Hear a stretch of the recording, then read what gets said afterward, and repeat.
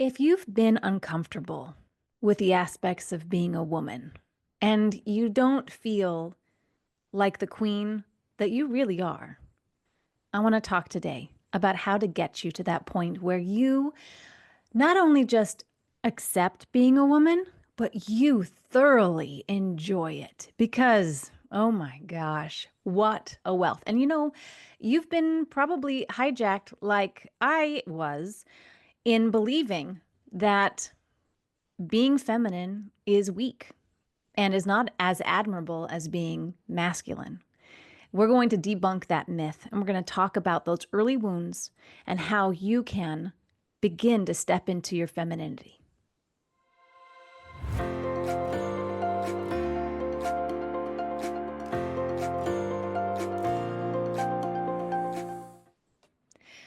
Dressing up as a woman is not being a woman. Anyone these days can put on lipstick and a dress and it doesn't make them a woman. We know this deep down and biologically that's a very, very, very different human experience and that we are wired very differently. But this isn't an argument for or against current popular culture on sexuality. This is a talk from woman to woman about those wounds that created our belief systems and the truths that was air quotes, girls, that we were given that shaped our belief about ourselves. And if it was safe to be a woman and how to show up in life. Because this is to me, all of the stuff about this podcast, really, it is about womanhood. It is whole woman awakening. It's awakening. It's waking up to what it truly means to be a woman and how we can unlearn all of the things that have been keeping us dissatisfied, frustrated, angry, hurt, and given us crappy relationships and just crappy guidelines for how to live. Because it's pretty much the opposite. To be a fulfilled, happy woman is basically the opposite of everything that we've been taught, which is why it was so mind-blowing to me to discover these things and say, why aren't we being taught this as girls? Why don't our moms know this so that they can model it for us, so that they can be happy, satisfied women? Because I just don't see a whole lot of, I certainly wasn't raised in that bowl of soup. And so now having this information saying, oh no, everyone needs to know this. All the women need to know how to be happy. So let's get into it. This is the fundamental core of it. And this is what we'll be going over in the Stepping into Femininity 4-week course that starts September 22nd. And we'll be diving deep into it and on a very personal level with a small group of women to walk this journey with us so that we can heal and reprogram and get to a place of brilliant happiness that you were totally designed to have. So dressing up as a woman is not being a woman. My mom, she was fabulous. She gave me every opportunity to learn what it meant to be a woman, but from her perspective. And it was everything, out like teaching your daughter how to present herself to the world. And so it was very presentational. I went through 2 charm courses and where my mom had found it as an adult and thought it was so valuable to teach us girls how to have proper manners and etiquette and how to care for ourselves and dress and hair and all the stuff and table manners and poise and all that. And it was interesting. And then, come round 2, junior high, round 2, when you're at your most awkward and you are your most insecure. And I admire her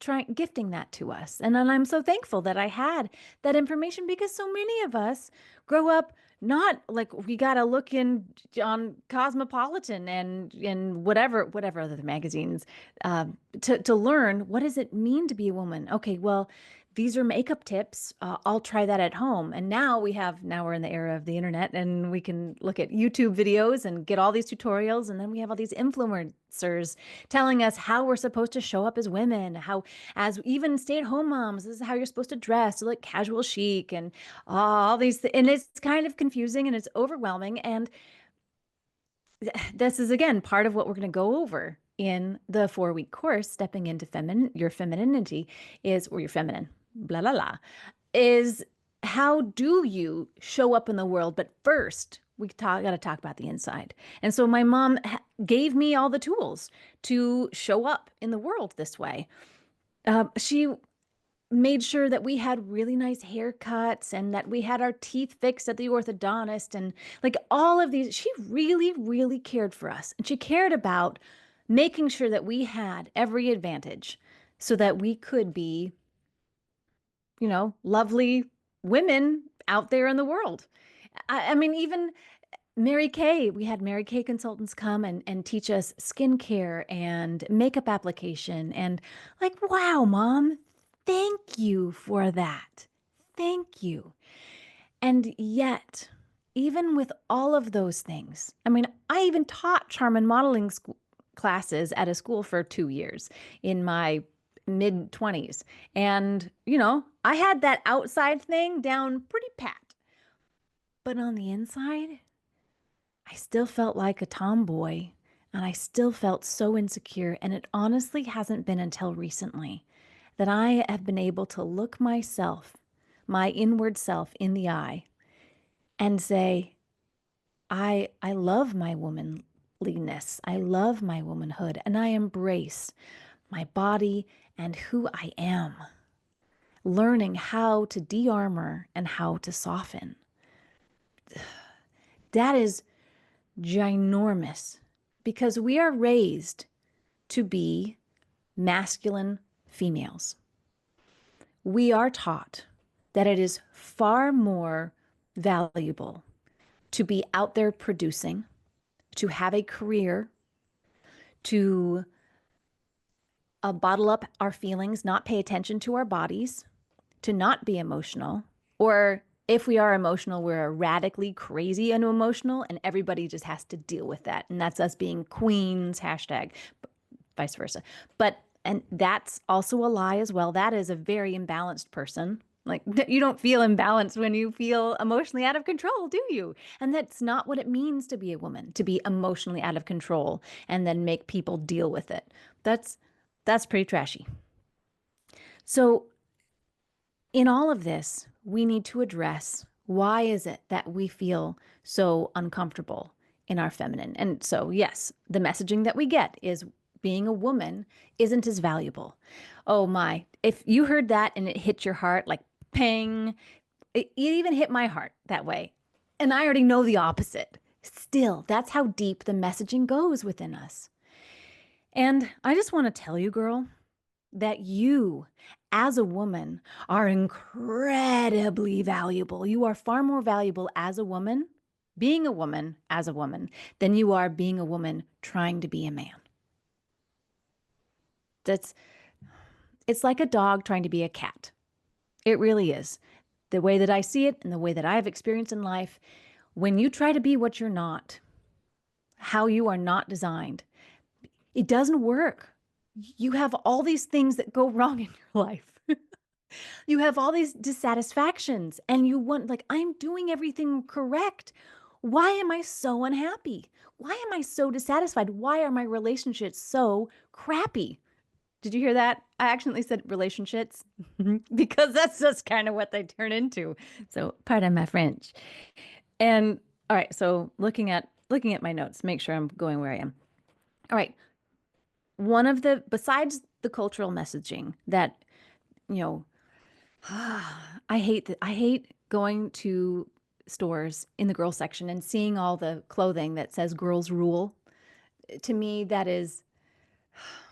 it's so insulting to everyone, because it's not that boys rule. It just means that I think we're pretty fabulous as we are when we know who we are. So the early wounds begin when a girl does not feel safe provided for, protected, safe kind of thing, provided for or led by her father. And this is not a beat up session on dads. This is just a truth. Uh, there is a, from that, that's where we get all of our daddy issues. And the shame of it is that oftentimes a dad can really be doing his best and still miss the mark on what you need. Like your dad really could have, like, that's all he had. Or maybe he just wasn't putting effort in. You know, we know that as parents, that there are times where we're just phoning it in. And there's other times where it's like, I'm really trying here. I'm putting my energy in and I'm trying to be the best I can be. People's is people's. And we're all, life is imperfect. But that early wounding makes us believe that we have to protect ourselves. Or perhaps you had a mother who also felt that way, that she did not feel safe and protected. She's going to perpetuate this belief, and she's going to model for you that you cannot rely on a man, that they are cannot be depended upon.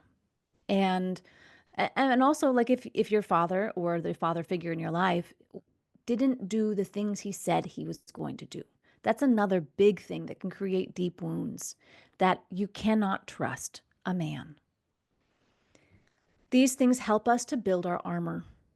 And we start there with the belief that men, this is where I was at. Men are scary.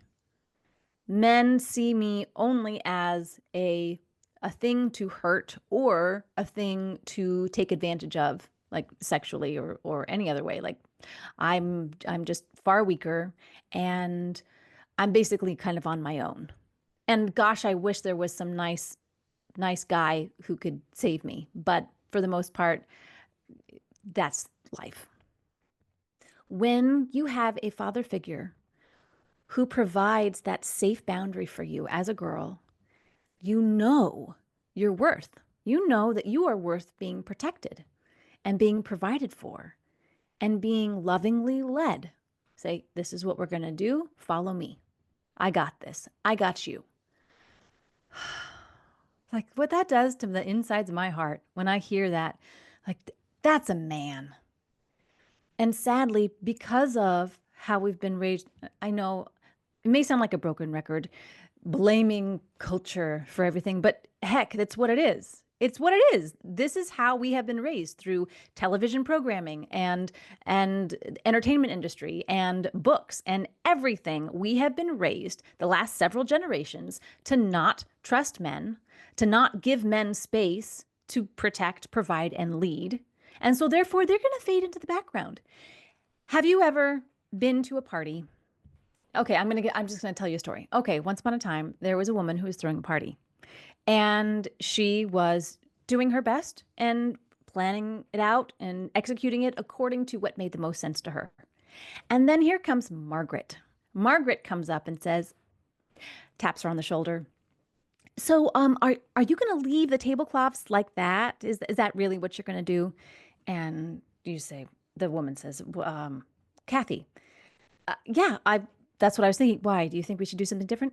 Oh, I mean, it's cute, but you know, it would be really great if you did this and this. And like, oh, okay. Well, I don't have those things. Oh, hold on. Let me run to my car. And Margaret comes back with exactly what she said. And she starts changing all the tablecloths and whatnot. And Kathy's kind of, okay, all right. And then now it comes to the spread of where the food's going to go. And Kathy's putting things out there. Margaret comes up. Oh, have you thought about maybe doing the food over here? You know, the last party that I threw, we did it this way and it was just amazing. You're like, oh, okay, do you want to do this, Margaret? Oh, okay. All right, sure. So she takes over and she does it. Later on, during the party, Kathy overhears Margaret talking to a group of women. And Margaret saying, oh, yeah, I basically threw this whole thing myself. Yeah. Like she was trying her best, but it was just, it would have been a total disaster if she had done it. Okay. Do you think Kathy's ever going to want to throw a party again? Not if Margaret's around. She's like, oh, Margaret's here? Well, I'm going to take a step back. Why doesn't Margaret do it? Because she's going to undo everything that I do anyway. I'm not, any of my suggestions that I have, Margaret's just going to say, oh, well, actually I have a better idea. Or like, this looks horrible. Like, wow, I've lost total motivation. Kathy has lost total motivation to do anything party related. Great. Margaret's got it now. Do you know that's what we do to our guys? When I know this is a talk about femininity, but this is how do we get to a place where we feel like I'm doing it all? I'm doing it all. Well, are we being Margaret? Are we saying to our husbands, oh, well, or just men in general, oh, you know what? You don't know how to do that. Guys, they're idiots, right? Tell me about it. Are we saying, oh, well, that's your realm. Okay, do your thing. I trust that you're gonna figure it out and do just fine. Or are we butting in and giving our quote unquote helpful suggestions because we have ideas too. But when we do that, we push that person out of that realm and we tell them, you can't succeed. Only I can succeed. So you better, they're going to retreat. They're going to withdraw. They're not going to want to participate in all the ways. We do that through how we parent our children. Oh, daddy's not changing the diaper right. He's not putting the ointment on the bottom correctly, or that's not what we do with the clothes here. This is how we do the laundry. You loaded the dishwasher wrong. Wow, all these ways that we point out pretty distinctly that it's not our way. And so therefore it's wrong and it's a failure and that guy is going to withdraw. I just found out a former client of mine, no, a client from when I was doing photography. Uh, I shot her wedding and I did engagement photos. I did their early family portraits together when they started building a family. And it was beautiful to see them grow. But I remember watching them and seeing this guy, all he wanted to do was help her. He was super accommodating. And she was pretty much a hot mess. And then I just found out that they had gotten divorced. And then he had been having a relationship with someone and that he was addicted to some substances and all these things where she felt so justified to rip him a new one on social media. And it busted my heart to see, but it was kind of like, well, you could kind of tell from the very beginning when a woman's going to take over and be that bossy and controlling about things, the man has nothing to do. He's going to seek his satisfaction or gratification or just to be appreciated, to be admired, to be respected from someone else. He's going to withdraw. He's going to self-medicate. And it's not to say it's all her fault. And that's exactly what it sounds like, right? Oh, it's all her fault. If only she was better. Because guys have their own choices too, and everybody is going through their own stuff. And we all have periods in our life where there's times where it doesn't matter what's going on with our spouse or whatnot. We're just deep in it. And life is going to kind of suck until we can get ourselves figured out, get out of the hole, and do better. Some people love being in that hole, and there's nothing you can do about it. And if you just stand there forever at the top of the hole and just wishing and hoping and trying to help them, handing them food down there while they're down in the hole, they're just never going to get out. And that's not so. I mean, I'm not saying all marriages work, but I think a whole lot of them work a lot better when we can productively help our spouses. Are we tangenting? We are tangenting. But in just talking about how we support our men to be men, whether that's our spouse or our sons, just men that we are in contact with in the world, that if we crowd them out, we are left holding everything. If we want to control everything, then they have nothing to do except whatever the heck they feel like, and they are going to retreat. And then you are going to, just like I felt, so justified. Look, I am doing everything. What is he doing? Nothing. And that wasn't the case, but that's how it felt to me. And so then we feel, okay, I got to put my armor on. I got to build up the walls and I got to take charge and I got to control everything. And here I go plowing through the world. And that is us in our masculine feminine. And it's from a guy's perspective, that is not attractive at all. And what is attractive is when a woman is free to be a woman. But we got to heal first as girls. We got to heal first. We have to be able to address our, like, where we are, look at us internally and say to that wounded little girl or woman, whoever it is inside, that all those parts of us, all those times where we had those wounds and then we built up those walls and we put on thicker armor to survive, to protect ourselves. This is not saying, oh, that's so naughty. Like, that's survival. It's survival. It makes sense. But you can undo that to be able to come still to be in safety. Oh, to be able to open, to be soft and vulnerable, to express your wishes and desires, and to have those things come into your world without chugging uphill, you know, carrying the weight of the world on your shoulders. I just, I love that that is what we as women get to own. That openness, that softness, that freedom, that delight. To recap, if we have not felt, if we have believed that we have to be our own security, we have to be our own providers, and we have to be our own leaders, then we will always have failed relationships with men. Always. They will continue, they may start out great, and then you realize, like, I'm holding everything, and I've just got this man child with me. Ugh, ugh. Or my son is still relying on me to do everything for him. Or he just isn't launching because, whatever, because you were doing everything. That, so we don't want, we want to have vibrant relationships with our men. So how do we do that? But before how we do that, I just want to share just a little bit more about my story because it might ring true for you. When I was growing up, I wanted to stay a tomboy. Again, I felt like it was my duty to be a protector in our family.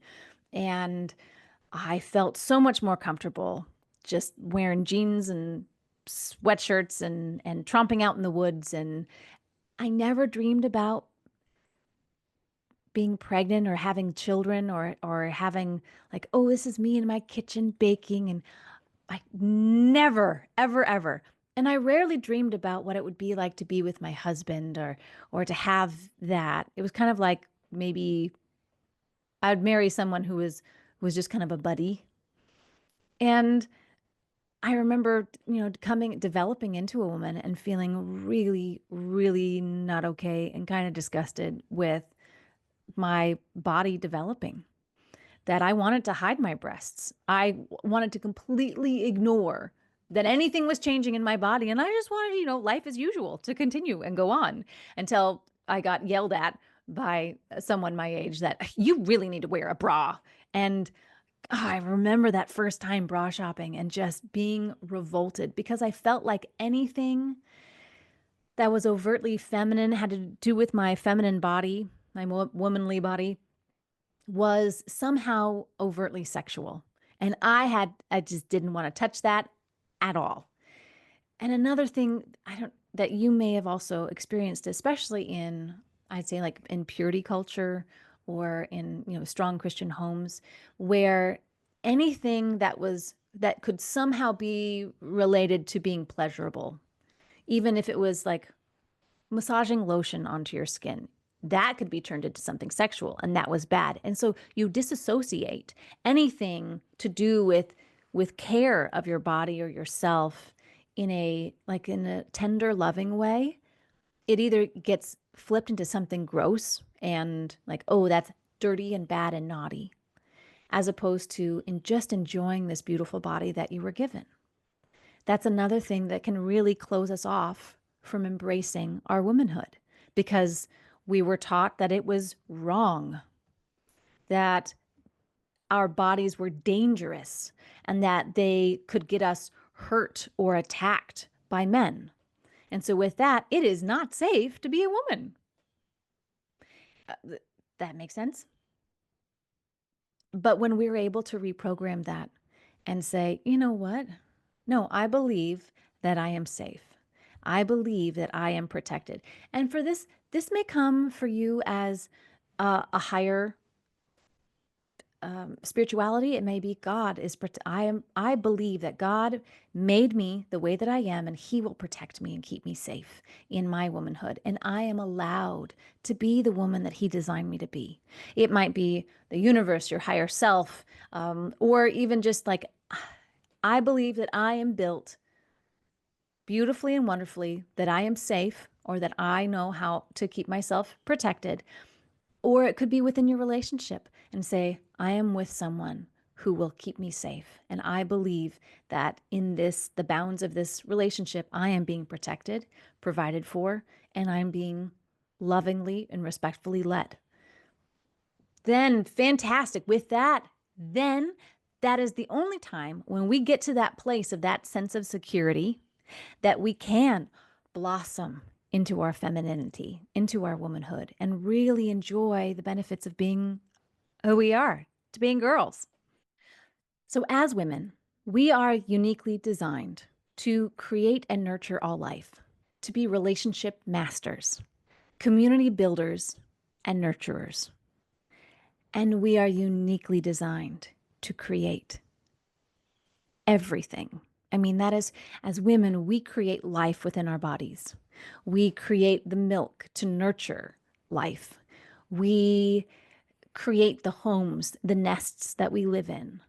We have this beautiful, unique. Well, why is it that most women, most interior designers are women? There's not a whole lot that are men. That is because we know how we want to make a space feel. We have more ability and talent, and it matters more to us because it is our territory.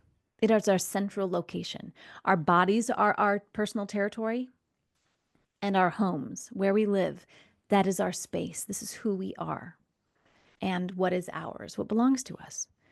And so it's self-expression, how we create the world around us, how we create our home, how we dress ourselves, how we put on our hair and makeup, how we show up in the world. But all of those things, those outward things, like I said at the beginning, it doesn't make a woman. What makes a woman is who we are, how we identify with ourselves, when we allow ourselves to be open, vulnerable, surrendered, and allow and creative, and allow life to come in to our sphere. Allow all those things that we want. Just allow them to be magnetic. We are magnetic, and they magnetize to us. That is the true power of femininity. And those are the things that we're going to be covering in the Stepping into Feminine. I can do that again. Okay. To the Stepping into Your Feminine 4-week course starting September 22nd. We're going to be covering first who we are inside, how we begin to heal, how we create foundations for ourselves. We're going to do to remodel our understanding of self and be able to feel safe, to be able to blossom into who we are. So it starts inside out, is what we're doing. Next, in week 2, we're going to talk about how we show up in our clothes. Some of us just didn't get the tools to understand how to put together a wardrobe or an outfit, or how it's okay to try on things with ruffles and lace and what that feels like. And I'm really excited for the challenges that we're going to have and the instruction of some of those basic things. I'll be sending out extra material through the week to help you design your wardrobe to be a feminine one, so that you can enjoy this next season of life in just a cozy feminine way. And then week 3, we're going to talk more about some of those basic things like hair care, skin care, makeup, how to like application, those different feminine tools to, again, express ourselves, enhance our natural beauty, and just kind of understand some things. Maybe we have questions that never really got answered, or we just feel awkward again, feeling awkward in how you do this girly thing. And through all of these weeks, I'll finish on week 4, but through all of these weeks, we're going to be touching back every week on the inside, the healing, the reprogramming, and the development of who we are as women. And then week 4 is kind of a recap, but we're going to be talking about how even We have changed our voices to be more masculine, how we can allow ourselves to soften and to be grounded in our femininity, and how that also reflects in our voices, in our posture and our poise, some of those foundational things. So this is kind of like Charm School Light, but what it's really addressing is who we are on the inside, because we've got to do that first. And then here's all the rest of the tools that you can have to then, you know how in art they say a master learns the fundamentals so that then they can know the rules, so that then they know how to break them. That's like Picasso. Someone was saying like, well, Picasso, he just, drew some silly pictures and slapped some color on, and he was just super famous. And an art friend of mine said, yeah, but he actually had to learn how, and he could draw incredibly well, very realistic. He had all of the knowledge of the fundamentals. And then he was like, you know what? Here are the rules. And I'm going to do this crazy thing. And people are like, wow, what is that? So that's what, don't you want to know how you can break the rules so that you can show up uniquely as yourself? I just love that. So if you're interested, I would love to do this with you. I want you to come join the 4-week course starting September 22nd. We're going to meet Monday nights from 6:15 to 7:45 Central Standard Time. And it's stepping into your feminine. Let's do this together. What I'm really excited about is this chance for you to get to meet some other women that you can continue to have online relationships with, either through social media or exchanging emails, so that you have another sister to grow with, to exchange stories, to share outfits with, or recipes, or, workout routines. That kind of sisterhood with women who get it, who want to live this